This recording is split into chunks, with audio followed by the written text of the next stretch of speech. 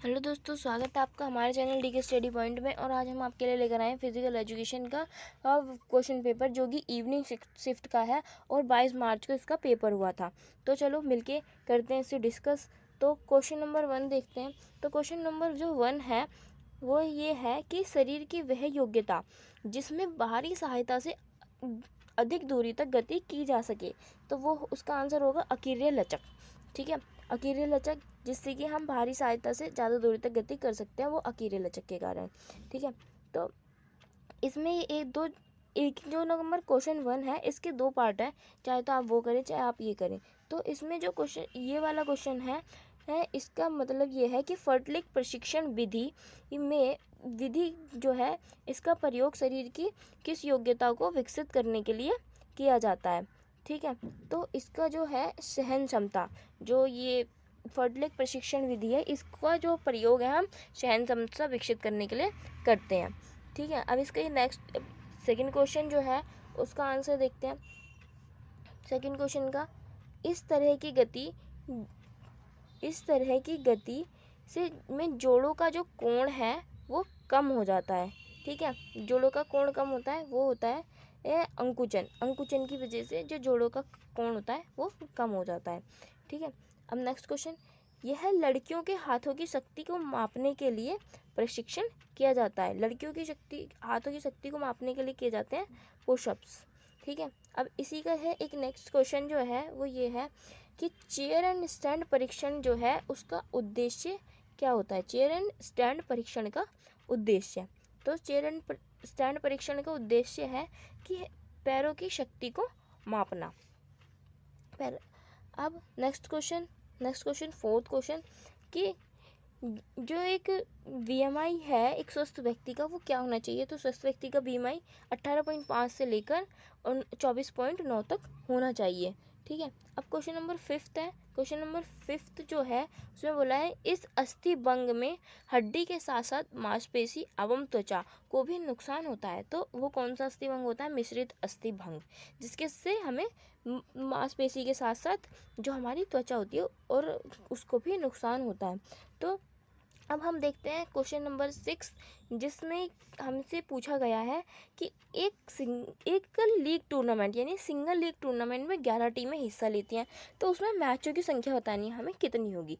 तो जो मैचों की संख्या वो हम इस तरीके से निकालेंगे। जो सिंगल लीग टूर्नामेंट को होती है फॉर्मूला, उसका ये होता है n/(1/2)। ठीक है, तो ये उसका फॉर्मूला होता है। तो n मतलब हमारे पास टीम है, तो टीमें कितनी है हमारे पास 11, और n मतलब यहाँ पर भी 11 टीम है, -1/2, तो कितना हो गया ये 11 × 10/2। तो 11 धाम 110, एक मिनट, 11 धाम 110, 110/2 काट दिया तो 55 आंसर आ गया। तो आंसर हो गया 55। ठीक है, अब हम नेक्स्ट क्वेश्चन देखते हैं।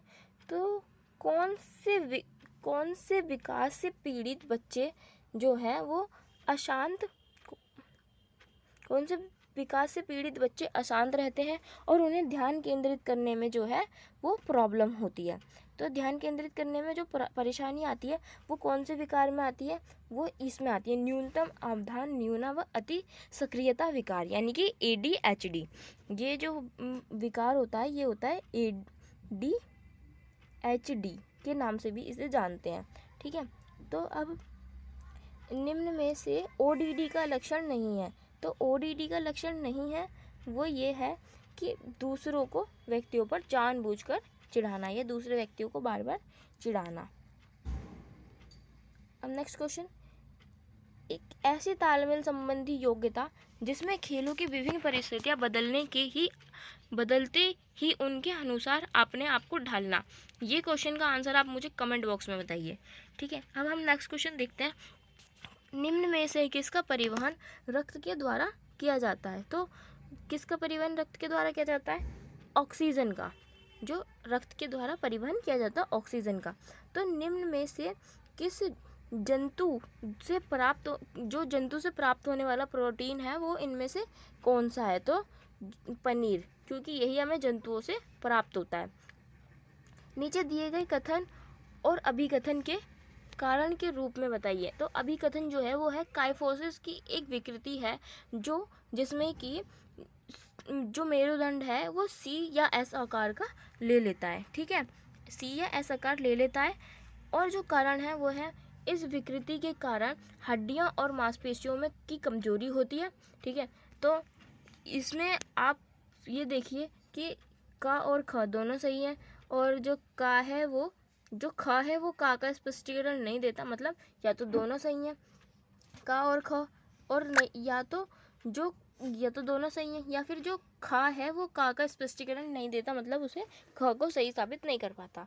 तो का और खा दोनों सही हैं, या तो दोनों सही हैं, या जो खा है वो का स्पष्टीकरण नहीं देता। इधर क्या है, का और खा दोनों सही हैं, पर खा जो है वो का स्पष्टीकरण नहीं दे स्पष्टीकरण करता है। ठीक है, यानी कि ये खा को सही साबित करता है। पर इधर क्या है, का और खा दोनों सही हैं, पर जो खा है वो का सही स्पष्टीकरण नहीं देता, मतलब कि गलत स्पष्टीकरण देता है। ठीक है, अब ग को है, क और खा का सही है परंतु ग गलत है। ठीक है, और का गलत है या ख सही है, ये आपको बताना है कमेंट बॉक्स में। थोड़ा सा दिमाग लगाइए और सोचिए क्या हो सकता है इसका आंसर। तो चलो हम देखते हैं नेक्स्ट क्वेश्चन। तो नेक्स्ट क्वेश्चन है क्वेश्चन नंबर 12। सूची 1 और सूची 2 का मिलान करते हुए सही उत्तर को छांटिए। तो ठीक है, अब हम देखते हैं कि जो एंडोमॉर्फ होते हैं वो होते हैं जो मोटे मोटे लोग होते हैं, जो कि नाशपाती के आकार के होते हैं। ठीक है, और शत्रुतापूर्ण, यानी कि शत्रुता मतलब गुस्से से ही दिख रहा है कि आक्रामकता, तो शत्रुता मतलब आक्रामकता, तो ये जो है वो सेकंड में आ जाएगा। ठीक है, मैसोमॉर्फ का मतलब होगा सुगठित, यानी कि गठीला शरीर, और जो कि ताकतवर दिखते हैं, जिनकी बॉडी की आकृति आयताकार होती है। एक्टोमॉर्फ का मतलब लंबी अस्थियों वाले, जो कि लंबी अस्थियों वाले होते हैं, और जिनका क्या नाम है, जो जिनमें और इनमें किसी भी कार्य को करने के लिए जो सहन क्षमता होती है वो बहुत अधिक होती है। ठीक है, तो इसको देखते हुए अब हम मिलान करते हैं। जो इसका सही आंसर होगा वो होगा ये थर्ड, 3 2 4 1, ये इसका सही आंसर होगा। अब चलते हैं हम नेक्स्ट क्वेश्चन पे। हाँ, अब ये दिया है क्वेश्चन नंबर 13। नीचे दिए गए आसनों को पहचानिए और उनके नाम लिखिए। तो ये जो आसन है ए, तो ये कौन सा है, ये त्रिकोणासन है, त्रिकोणासन। ठीक है, कौन सा, त्रिकोणासन, ये त्रिकोणासन है। और जो ये नीचे है ये कौन सा है, ये है चक्रासन। कौन सा आसन है ये, चक्रासन, ये चक्रासन है। और ये वो है ये पवन मुक्तासन, ये है पवन मुक्तासन, पवन मुक्तासन।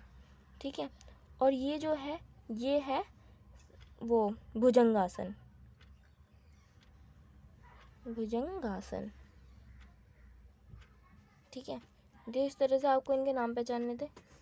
अब हम देखते हैं क्वेश्चन नंबर 14। क्वेश्चन नंबर 14 है, निम्नलिखित विकृतियों को पहचानिए और उनके नाम लिखिए।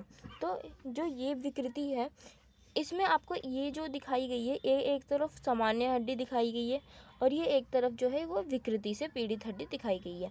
तो ये जो विकार है वो उसे बोलते हैं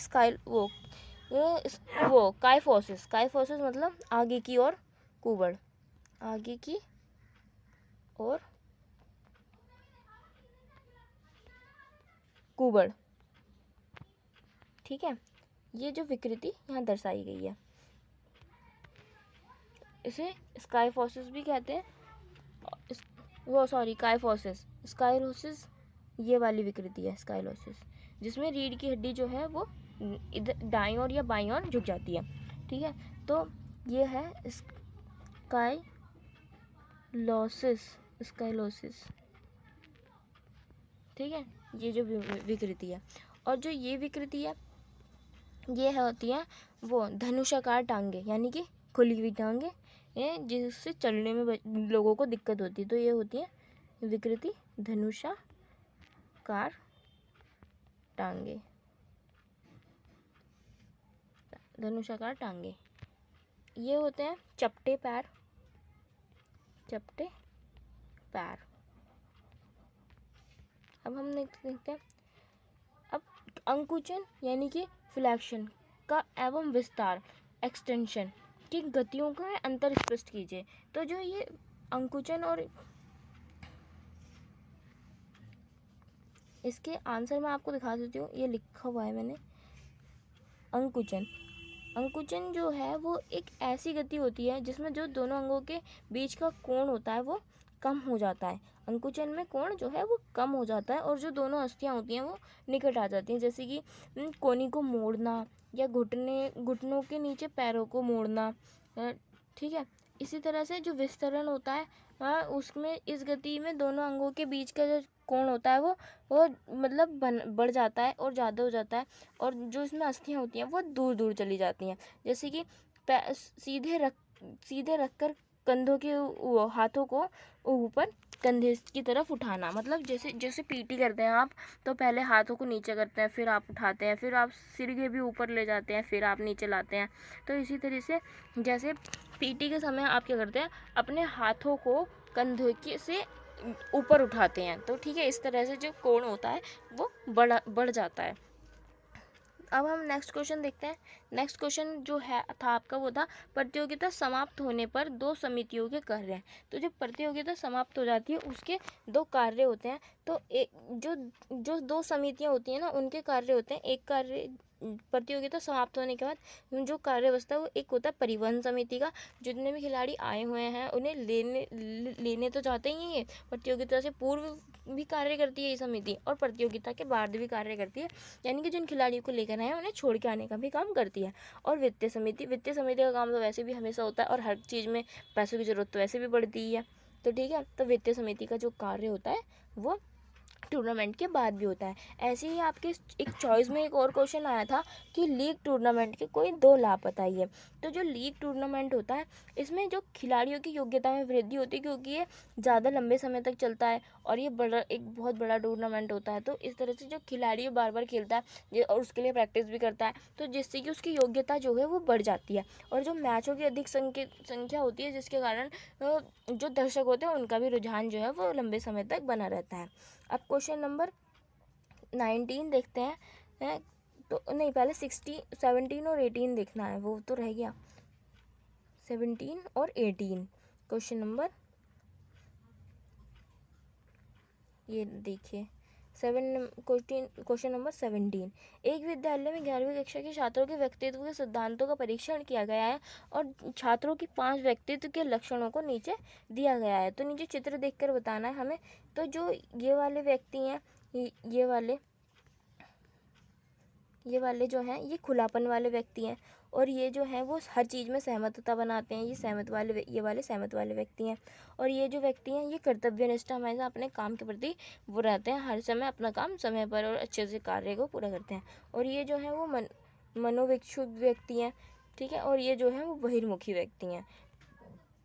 तो अब इसमें हमसे क्वेश्चन में पूछा गया है कि जो किस व्यक्तित्व की विशेषता है कि किस व्यक्तित्व विशेषता में छात्रों का जो प्रतिशत है वो कम है। तो ऐसे कौन से बच्चे हैं, कौन से छात्र हैं जिनका प्रतिशत जो है वो सबसे कम है और उनमें कौन सा व्यक्तित्व का सिद्धांत है। तो उसमें ये है मनोविक्षुब्धता जो है ये वाला सिद्धांत है, जो कि पूरे क्या नाम है 11वीं क्लास में सबसे कम बच्चों में है ये वाला सिद्धांत। अब जो नेक्स्ट क्वेश्चन है वो अपने कार्य को सुनियोजित और संगठित के रूप में कौन से व्यक्तित्व हैं जो करते हैं। तो मतलब ऐसे कौन से व्यक्ति हैं जो कि अपने कार्य को सुनियोजित और संगठित रूप से करते हैं। ये मैंने आपको बताया कर्तव्यनिष्ठा। तो कर्तव्यनिष्ठा में ही, और कर्तव्यनिष्ठा का साइन जो है वो कैसा दे रखा है, कर्तव्यनिष्ठा का साइन जो स्टार वाला दे रखा है। तो ठीक है, ये कर्तव्यनिष्ठा वालों को इस तरह से दर्शाया गया है। तो एक नए अनुभव करना और जीवन का आनंद लेना, ये किसकी विशेषता है। तो ये इन वाले लोगों की विशेषता है जो कि केस में दिखाई गई है। ये कौन से हैं, सीधी लाइन वाले सहमतता, नहीं एक मिनट, सहमतता नहीं, सीधी लाइन नहीं, वो वर्टिकल लाइन वाले, ये खुलापन ये खुलापन और व्यक्तित्व वाला, ठीक है, ये जो है ये दिखाए गए हैं, जो कि क्या नाम है, आनंद लेते हैं जीवन में और हर समय वो खुशी से जीते हैं। तो ये इस तरह के व्यक्तित्व है इनका। अब क्वेश्चन नंबर 18 देख लेते हैं। राहुल को चॉकलेट और टॉफ़ी और मिठाई खाने से बहुत शौक है, जिसके कारण उसके दांतों में कीड़ा लग गया और ज़्यादा मीठा खाने से जो उसका वजन भी अत्यधिक बढ़ गया। तो डॉक्टर ने कुछ विटामिन की गोलियां दी तथा सलाह दी कि भार नियंत्रित करने के लिए नियमित शारीरिक व्यायाम तथा योगाभ्यास करे तथा कैल्शियम के भरपूर भोजन ले और इस जानकारी के आधार पर निम्नलिखित परीक्षणों का आंसर देने आपको प्रश्नों के। तो जिसमें कि डॉक्टर ने बताया कि वो जो राहुल नाम का एक लड़का है जो मिठाई और टॉफ़ी बहुत खाता है, जिसके कारण उसके दांतों में जो है वो ख़राब हो गए हैं, कीड़ा लग गया है, और जो क्या नाम है उसका वजन भी है वो काफ़ी बढ़ रहा है। तो उसको रोकने के लिए डॉक्टर ने उसे व्यायाम करने की सलाह दी और योगाभ्यास करने की। तो इसके आधार पर आपके स्रोत के ये जो सोर्स दिया है आपको, इसके बेस पर आपको इन क्वेश्चन के आंसर देने हैं। तो पहला क्वेश्चन क्या है, कैल्शियम से भरपूर खाद्य पदार्थ कौन से हैं? तो जो कैल्शियम से भरपूर जो खाद्य पदार्थ होता है वो दूध होता है, ठीक है। तो दूध में सबसे ज़्यादा कैल्शियम होता है, ठीक है। और इसमें दूसरा क्वेश्चन है कि भार नियंत्रण के लिए कौन सा आसन करना चाहिए? तो भार नियंत्रण के लिए एक ये होता है वज्रासन, जो कि हमें करना चाहिए, और ये हम खाना खाने के तुरंत बाद भी कर सकते हैं। वैसे और जो डॉक्टर ने दांतों की मजबूती के लिए कौन से विटामिन दिए? तो दांतों की मजबूती के लिए डॉक्टर ने विटामिन सी जो है वो लेने के लिए उसे सलाह दी, ठीक है। तो अब ये है कि इन्हीं 3 बृहद पोषक तत्वों तथा उनके स्रोत और लाभों को बताइए। चलिए वो नीचे चल के देखते हैं, मैंने आंसर आपके लिए लिख रखा है। तो क्वेश्चन नंबर 19 ये था, बृहद पोषक तत्व व उनके स्रोत और लाभ। तो कार्बोहाइड्रेट जो है उसका जो स्रोत है, तो कार्बोहाइड्रेट 2 तरह के होते हैं, तो जिसमें कि एक होता है साधारण कार्बोहाइड्रेट और एक होता है जटिल कार्बोहाइड्रेट। तो साधारण कार्बोहाइड्रेट हमें अनाज, रसीले फल में मिलता है, और जो जटिल कार्बोहाइड्रेट होता है वो आलू, सलगम, मक्का और गेहूं में मिलता है। और इससे जो हमारे को लाभ होता है वो क्या होता है, ये हमारे शरीर को ऊर्जा देते हैं। तो जिससे कि हमें कार्बोहाइड्रेट को लेने से जो इसके स्रोत होते हैं वो ये होते हैं, और जो क्या नाम है हमें लाभ मिलता है, इसका लाभ होता है कि हमारे शरीर को ऊर्जा मिलती है। और प्रोटीन, अब ये प्रोटीन, ये जो है अब प्रोटीन है, ये भी एक बृहद पोषक तत्व है जिसकी हमारे शरीर को ज़्यादा मात्रा में आवश्यकता होती है। तो अब इसका स्रोत क्या है, दालों में हमें प्रोटीन मिलता है, और मछली में सबसे ज़्यादा प्रोटीन होता है, और दाल में। तो और इसके लाभ क्या होते हैं, ये शारीरिक रचना में सहायक होता है, यानी कि ये शरीर की रचना करने में सहायक होता है, जिससे आपने पढ़ा होगा छोटी क्लासेस में भी कि इसे प्रोटीन को बॉडी बिल्डिंग फूड के नाम से भी जाना जाता है, ठीक है। अब बसा जो है ये भी क्या नाम है, बसा यानी फैट, जो ये भी हमारे शरीर के लिए बहुत आवश्यक होती है। तो जो बसा है इसका जो स्रोत है वो ये है, पनीर, घी, फास्ट फूड आदि।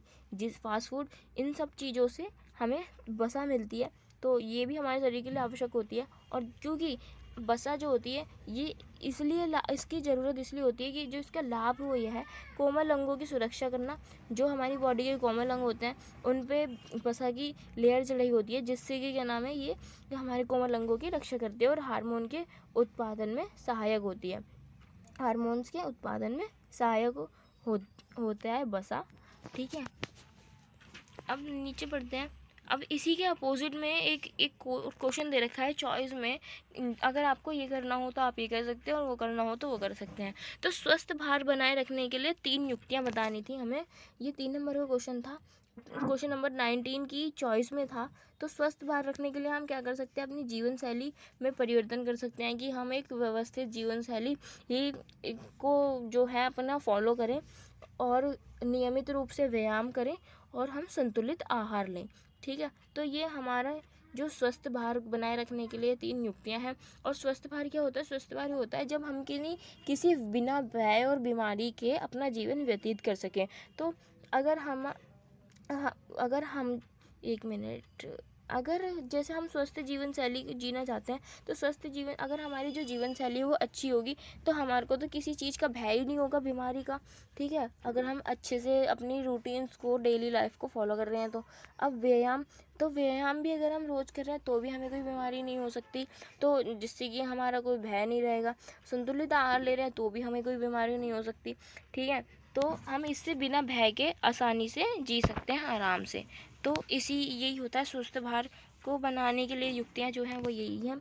अब खेलों में, अब एक क्वेश्चन है, क्वेश्चन ये आ रहा है कि खेलों में महिलाओं की सक्रिय भागीदारी हेतु सुझाव। तो जो खेलों में महिलाओं की सक्रिय भागीदारी जो है उसको करने के लिए सुझाव देने हैं कि क्या कारण है जिससे कि महिलाएं जो हैं वो आगे नहीं आती, पर हमें उन्हें आगे लाना है जिससे कि उनकी, महिलाओं की खेल में जो भागीदारी है वो बढ़ सके।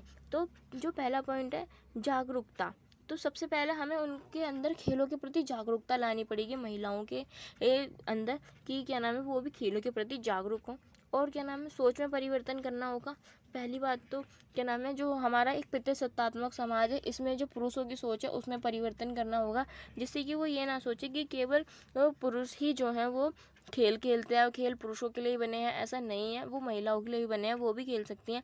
तो और साथ में महिलाओं की सोच में भी परिवर्तन आएगा कि वो भी इस तरह से ना सोचे जैसा कि पुरुष सोचते हैं, वो अपने आप को आगे लाने का प्रयास करें। अब खेलों का पूर्ण ज्ञान देकर, हम उन्हें खेलों के बारे में पूरी तरह अच्छे से ज्ञान देकर या उन्हें उसकी जो अच्छाई हैं वो बताकर उन्हें एक तरह से आकर्षित कर सकते हैं खेलों की तरफ, प्रशिक्षण देकर।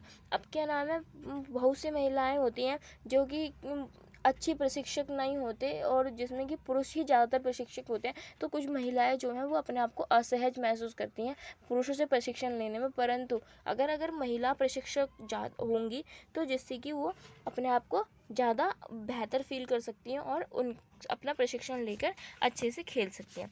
तो क्वेश्चन नंबर 21 था, एक क्वेश्चन है जिसमें कि क्वेश्चन नंबर 21, तो हम देखते हैं क्वेश्चन नंबर 21 आ गया। हाँ ये रहा क्वेश्चन नंबर 21। तो इसमें पूछा है कि वरिष्ठ नागरिकों की फुर्ती या एरोबिक क्षमता को मापने के लिए एक परीक्षण की व्याख्या कीजिए। तो हमें वरिष्ठ नागरिकों का जो भी रिक्लियन जोन्स का जो परीक्षण है, और क्या नाम है वरिष्ठ नागरिकों की जो परीक्षण है उनमें से कोई एक भी परीक्षण लिख देना है। ठीक है, और जो सेकंड क्वेश्चन है वो है गामक पुष्टि परीक्षण की मदों को सूचीबद्ध करते सहन क्षमता को मापने के परीक्षण का विस्तार कीजिए। ठीक है, तो अब हम देखते हैं ये क्वेश्चन 21 क्वेश्चन जो है तो चेयर एंड स्टैंड परीक्षण। तो जो क्वेश्चन नंबर 1 है जो उसमें चेयर एंड स्टैंड परीक्षण जो है वो ये है कि इसमें हमें इसको एक्सप्लेन करना है ढंग से, चेयर एंड स्टैंड परीक्षण को। तो न्यूटन ने प्रतिपादित किया। अब जो क्वेश्चन नंबर 22 है इसको भी मैं आपको बता दूंगी लास्ट में। क्वेश्चन नंबर 22 हम ज़्यादा ऊपर चले गए।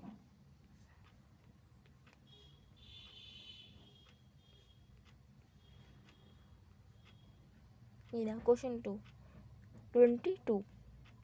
तो इसमें यह है प्रत्येक क्रिया हमेशा बराबर या विपरीत होती है, इस नियम को प्रतिपादित किसने किया। ठीक है, तो इसके नियम को प्रतिपादित किसने किया ये शायद मेरे से लिखने में रह गया है, तो इसका आंसर आप मुझे कमेंट बॉक्स में बताइए, और जब आप आंसर दे देंगे तो कुछ टाइम बाद मैं भी इसका आंसर कमेंट बॉक्स में लिख दूंगी। ठीक है, आप देख लेना। कामक पुष्टि परीक्षण की मदों को सूचीबद्ध कीजिए और सहन क्षमता को मापने के प्रशिक्षण बताइए। तो गामक पुष्टि परीक्षण के बारे में आपको बताना है कि वो कितने प्रकार के होते हैं, मोटर फिटनेस टेस्ट के बारे में आपको बताना, उनकी मदों के बारे में। ठीक है, तो अब हम देखते हैं क्वेश्चन नंबर 22। प्रत्येक क्रिया की हमेशा बराबर या विपरीत क्रिया होती है, यह किसने प्रतिपादित किया, और खेलों में इस नियम का प्रयोग बताना है। ठीक है, तो जो ये नियम है ये जो है न्यूटन ने प्रतिपादित किया था, और ये नियम न्यूटन के द्वारा प्रतिपादित किया गया था, जिसमें तैराकी और शूटिंग आती है, क्योंकि तैराकी करने में जो से नियम जो है न्यूटन का तीसरा नियम ये कहता है कि जिस चीज़ पर हम जितना भी फोर्स लगाएंगे वो वापस उतना ही फोर्स लगाती है दोबारा से। ठीक है, तो इसे बोलते हैं क्रिया और प्रतिक्रिया का नियम। तो ये जो तैराकी है इसमें आप क्या करते हैं, आगे की ओर तैरने की कोशिश करते हैं, अपने हाथों को आगे की ओर चलाते हैं और जिससे कि आप वापस पीछे लाते हैं, फिर आप हाथों को आगे की ओर करते हैं। तो जितना फोर्स आप आगे बढ़ने के लिए लगा रहे हैं उतना ही फोर्स जो है पानी भी आपको पीछे धकेलने के लिए लगा रहा है। ठीक है, ऐसे ही बंदूक जो अगर आप आगे की तरफ चलाते हैं तो पहले वो थोड़ी सी पीछे की तरफ हो जाते हैं आप थोड़ा सा। तो इस तरह से जो शूटिंग होती है उसमें भी जो न्यूटन है उसका तीसरा नियम लगता है। तो अब ये देखते हैं हम क्वेश्चन नंबर 23, जिसमें ये क्वेश्चन था एक, ये पूरा न्यूमेरिकल फॉर्म में है। ये जब आपको मैं अच्छे से करना चाहिए, दो तरह के फॉर्मूलेज होते हैं, जब क्या नाम है आपको मैं चैप्टर कराऊंगी तो उसमें बताऊंगी, ढंग से समझाऊंगी। एक बार आप इसका सॉल्यूशन देख लीजिए। वो ये है कि महिलाओं के लिए एक क्वेश्चन पूछा गया है कि महिलाओं के लिए बेंच की ऊंचाई कितनी होनी चाहिए। तो जो महिलाएँ हैं, महिलाओं के लिए बेंच की ऊँचाई जो है वो 16 इंच होनी चाहिए, 16 इंच महिलाओं के लिए, और पुरुषों के लिए 20 इंच होनी चाहिए बेंच की ऊंचाई। तो क्वेश्चन जो है उसका फॉर्मूला है ये HST, यानी कि हार्वर्ड स्टेप टेस्ट। तो ठीक है, इसमें हमें परीक्षणों की अवधि देनी है। परीक्षणों की अवधि हमें कितनी दे रखी है, 300 सेकेंड। और जो हृदय की दर है वो दे रखी है 90 धड़कन कि हमारी जो धड़कन है वो 90 है। तो इस तरह से हम उसमें फॉर्मूले में फिट करके इसको और कैलकुलेशन करनी है हमें। हमने 100 इंटू यानी कि 100 हमें दे ही रखा था, और परीक्षणों की जो अवधि है वो 300 है, 100 हमें दे रखा था, 5.5 भी हमें दे रखा है, और जो हमें हृदय की संख्या वो कितनी है, 90 है। तो इस तरह से हमें बस इसकी कैलकुलेशन करनी है और ये आंसर आ जाएगा आपका 6.60। अब हमें बताना है कि चपटे पैरों से बच, अब हमें ऐसे एक क्वेश्चन था कि क्वेश्चन नंबर 24 कि चपटे पैरों से बचने के लिए या इस विकृति को ठीक करने के लिए हमें कौन सा आसन करना चाहिए। तो पहले आप आंसर देख लीजिए। क्वेश्चन भी मैं आपको लास्ट में एक बार स्क्रॉल करके पूरा दिखा दूंगी, आप पोज करके शायद तो देख सकते हैं। ठीक है, तो चपटे पैर जो है उसके लिए हमें ब्रजासन करना चाहिए। ठीक है, और अगर हमारे घुटनों का टकराना यानी नोकनी वाली प्रॉब्लम है तो हमें ऐसा करना चाहिए जिससे कि जो घुटने हमारे ना टकराएं, जिसके लिए हमें पद्मासन करना चाहिए और गोमुखासन करना चाहिए। ठीक है, गोमुखासन मतलब पद्मासन की फॉर्म में बैठकर आपको अपने हाथों को कंधे की ओर से एक हाथ को पीछे ले जाना है और दूसरा नीचे की ओर से कमर की तरफ से उस हाथ को पकड़ना है, तो ये गोमुखासन होता है। और आपको एक पद्मासन ऐसा करना होता है कि एक पैर को दूसरे पैर पे चढ़ाकर सीधे बैठ जाना होता है, तो ये पद्मासन होता है। अब कार्ल जुंग के अनुसार व्यक्तित्व के सिद्धांतों को बताना है, तो कार्ल जुंग जो है उनके अनुसार जो व्यक्तित्व के सिद्धांत है वो है एक अंतर्मुखी, बहिर्मुखी और उभयमुखी। ठीक है, तो अंतर्मुखी व्यक्ति वो होते हैं जो समाज में ज़्यादा घुलना मिलना नहीं चाहते और अपना अकेले अकेले रहते हैं, और बहिर्मुखी जो है जो समाज में ज़्यादातर मिलजुल कर रहते हैं और जीवन का आनंद लेते हैं, उनमें मिल जाते हैं। और जो उभयमुखी होते हैं उनमें ही, जो उभयमुखी व्यक्ति होते हैं उनमें दोनों ही प्रकार के गुण पाए जाते हैं। अभिप्रेरण क्या होता है, अभिप्रेरण का मतलब होता है कि एक तरह से मोटिवेशन, जो आपको किसी भी काम करने के लिए एक मोटिवेशन की ज़रूरत होती है। तो जो अब मोटिवेशन या अभिप्रेरण होता है वो दो प्रकार के होते हैं, एक होता है आंतरिक अभिप्रेरण और दूसरा होता है बाह्य अभिप्रेरण। आंतरिक अभिप्रेरण का मतलब यानी इंटरनल मोटिवेशन का मतलब ये होता है कि अगर आप कोई काम कर रहे हैं तो आपको उसकी खुद ही चिंता है और खुद ही उसकी फिक्र होगी, और आपको अब खुद ही क्या नाम है जोश आ जाएगा उस काम को करने के लिए। पर अगर बाहरी मोटिवेशन का मतलब ये होता है कि आप दूसरों को देखकर मोटिवेट हुए हों कि अगर उसने कर लिया तो मैं भी करूँगा। ठीक है, दूसरा आपको समझा रहा है, आपको बता रहा है, वो आपको मोटिवेट कर रहा है, तो ये होता है बाहरी अभिप्रेरण। विशेष आवश्यकता वाले बच्चों के लिए शारीरिक जो है उसे क्रियाकलाएं, जो क्रिया हैं उन्हें सुगम बनाने के लिए युक्तियां बतानी कि हमें ऐसा क्या करना चाहिए जो विशेष आवश्यकता वाले बच्चे हैं उनके लिए जो शारीरिक क्रिया है वो सुगम बन सके। तो हमें उसके लिए क्या करना चाहिए, वातावरण में परिवर्तन करना चाहिए, मतलब वातावरण को उनके ही अनुसार जो है वो ढाल देना चाहिए, और दिशा निर्देशों में संशोधन करना चाहिए कि जो दिशा निर्देश हैं वो उनके बच्चों के हिसाब से ही दिए जाएं, और खेल उपकरणों में सुधार करना चाहिए। खेल उपकरणों में सुधार करने का तात्पर्य ये है कि जो खेल उपकरण है वो इस तरीके के होने चाहिए जो उन बच्चों को खेलने में दिक्कत ना हो, वो उन बच्चों के हिसाब से होने चाहिए, ना कि एक नॉर्मल इंसान के हिसाब से। और नियमों में परिवर्तन करना चाहिए। जो क्या ना विशेष आवश्यकता वाले बच्चे हैं, CWSN वाले बच्चे, उनके लिए इसी तरह के नियम होने चाहिए जिन्हें वो फॉलो कर सके। वो एक सामान्य व्यक्ति जो खेल खेलता उसमें उसके अनुसार नियम नहीं होने चाहिए, बल्कि जिससे उनको बच्चों को खेलने में उस खेल को दिक्कत ना हो, इसलिए उनके अनुसार ही नियमों में परिवर्तन या संशोधन करने चाहिए। आवश्यकता व रुचि पर विचार। पर हाँ, अगर हम ये सब चीज़ें कर रहे हैं तो उससे पहले हमें ये देखना होगा कि उनकी रुचि कौन से खेल में है, या वो उनको आवश्यकता किस खेल की है। तो हम उसी के हिसाब से उनकी रुचि और आवश्यकता के अनुसार ही उनके लिए हमें खेलों का चयन करना चाहिए। अब हमें क्वेश्चन नंबर 28 देखते हैं, जिसमें कि हमसे पूछा गया है कोमल उत्तकों की चोट के बारे में बताना है। कोमल उत्तकों की चोट क्या कौन सी होती है, और जो है उनसे बचाव के उपाय बताने हैं। तो कोमल उत्तकों की जो चोट होती है वो होती है खिंचाव और मोच। अगर आपको मोच आ जाए या फिर खिंचाव हो जाए, ठीक है, तो ये होती है कोमल उत्तकों की चोट। तो इससे बचने के जो उपाय हैं, वो खेल चोटों से बचने के उपाय जो है वार्म अप करना। अगर हम किसी भी खेल को खेल रहे हैं तो उससे पहले हमें थोड़ा सा वार्म अप कर लेना चाहिए, जिससे कि हमारी बॉडी जो है वो रिलैक्स हो जाए और उसके ही अनुकूल ढल सके और हम उस खेल में अच्छा प्रदर्शन कर सके। तो इससे पहले हमें वार्म अप कर लेना चाहिए और अच्छे सुरक्षात्मक उपकरणों का उपयोग करना चाहिए। हमें अगर चोट से बचना है, हम चाहते हैं हमें चोट ना लगे, तो हमें सुरक्षात्मक जो उपकरण है उन्हें में कोई भी कंजूसी नहीं करनी चाहिए। वो अच्छी क्वालिटी के और अच्छे उपकरण होने चाहिए। और हमें खेलों में उपकरणों को अच्छे से रखने के साथ साथ हमें खेलों में सावधानी और सतर्कता भी रखनी चाहिए। हमें बिल्कुल लापरवाह होकर नहीं खेलना चाहिए, थोड़ा बहुत ध्यान भी हमें रखना चाहिए, थोड़ी सावधानी भी रखनी चाहिए। तो नियमों के अनुरूप खेलना, तो जो हमारे खेल के नियम बनाए गए हैं हमें उसके अनुरूप ही खेलना चाहिए। ऐसा ना हो कि जो नियम है हम उसके अनुरूप नहीं खेल रहे हैं। जैसे कि आपको एक जो गेम है उसमें क्रिकेट है, उसमें एक क्रिकेट में दे रखा है कि आपको खेलना है और आपका काम जो है वो बॉलिंग करना है, तो आपको उसी के अनुसार खेलना चाहिए। अब ऐसा नहीं ना हो कि आप बॉलिंग भी कर रहे हैं और साथ में फील्डिंग करने के लिए भी दूर दूर भाग रहे हैं अपना वहाँ से हटके, तो आप इसमें गिर सकते हैं, आपको चोट लग सकती है। तो जो आपको पोजीशन दी गई है आपको वहीं रहना है और उसी काम को करना है।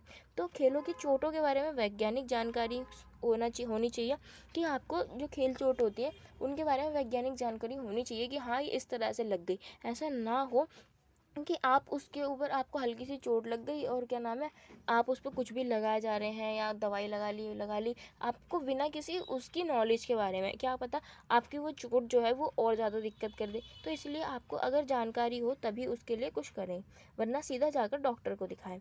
तो अब क्वेश्चन नंबर 8 है, लंबे समय तक व्यायाम करने से श्वसन तंत्र पर पड़ने वाले प्रभाव बताने। तो अगर हम ज़्यादा लंबे समय तक जो व्यायाम करते हैं तो उसका हमारे हृदय और श्वसन तंत्र दोनों पर ही प्रभाव पड़ता है। तो जो हृदय पर प्रभाव पड़ता है, ये हृदय रोगों में कमी हो जाती है। यानी हृदय रोग जो है वो हमारा जो हृदय है वो अच्छे से कम करने लग जाता है। जो हार्ट से रिलेटेड प्रॉब्लम्स होती हैं वो कम हो जाती हैं। रक्त का प्रवाह जो है वो तेज़ हो जाता है। जो क्या नाम है हमारा जो ब्लड है वो उसका प्रवाह तेज़ हो जाता है, यानी तेज़ी से फ्लो होने लग जाता है। और मांसपेशियों का जो आकार है उसमें वृद्धि हो जाती है। ये सब अच्छे पॉइंट है, ठीक है। कार्डियक आउटपुट में वृद्धि हो जाती है। नियमित रक्तचाप होता है, यानी हमें BP से रिलेटेड कोई प्रॉब्लम्स नहीं हो सकती। तो और श्वसन तंत्र पर जो प्रभाव पड़ते हैं, श्वसन संबंधी रोगों में कमी हो जाती है, यानी कि जैसे अस्थमा की बीमारी होती है वो कम हो जाती है। श्वसन अंगों के आकार में वृद्धि हो जाती है, जिससे कि हमें श्वसन की प्रक्रिया में कोई दिक्कत ना हो। श्वसन क्रिया की दर कम हो जाती है। श्वसन क्रिया की दर कम होने का मतलब ये है कि अगर हम जैसे कोई भी थोड़ा सा भी काम कर लें और हम व्यायाम नहीं करते तो हम हांफने लग जाते हैं और हमारी जो सांसें हैं वो तेज तेज चलने लग जाती हैं।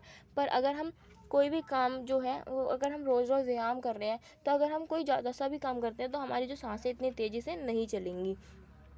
उच्च रक्तचाप से बचाव हेतु आसन, जो उच्च रक्तचाप है, अगर हमें हाई ब्लड प्रेशर है तो उससे बचाव हेतु जो आसन है वो ताड़ासन और वज्रासन है। इनकी विधि के बारे में भी आपको बताना था पेपर में, ठीक है। तो अब मैं आपको दिखा दूँ ताड़ासन कैसे किया जाता है। जो ताड़ासन है वो इस तरीके से किया जाता है और वज्रासन जो है वो इस तरीके से किया जाता है।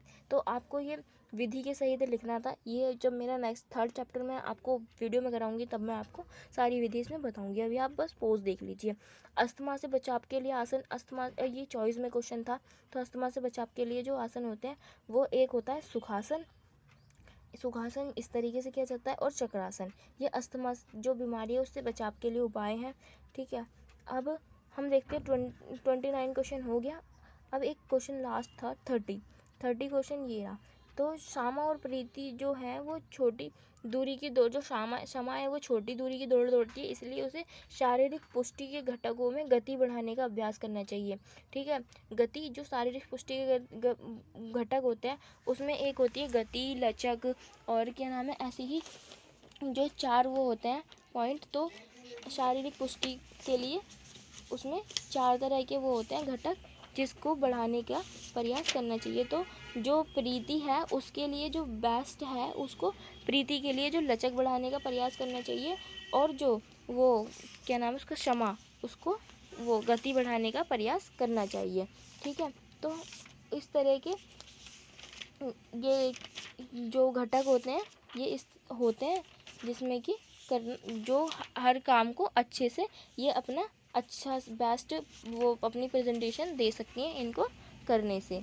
तो चलो वीडियो जो है यहीं पर ख़त्म करते हैं। आपके पूरे 30 क्वेश्चंस हो गए हैं, और एक बार मैं आपको क्वेश्चन पेपर स्क्रॉल करके दिखा दूँ। वैसे अगर किसी के पास, और अगर आप हमारी वीडियो को आपको अच्छी लगती है तो आप इन्हें अपने हमारे चैनल को सब्सक्राइब कीजिए और लाइक कीजिए और बेल आइकन को प्रेस कीजिए, और आने वाली वीडियोस की नोटिफिकेशन आपको हर बार मिलती रहे, इसके लिए आप सब्सक्राइब कर दीजिए चैनल को, और उसके बराबर में बेल आइकन जो है उसे प्रेस कर दीजिए, और आप देख लीजिए। और अगर आपको किसी जो क्वेश्चन मैंने आपको 3 क्वेश्चन बोले हैं उनका आप मुझे आंसर कमेंट में बताइए अगर आपको आता है तो। देखिए,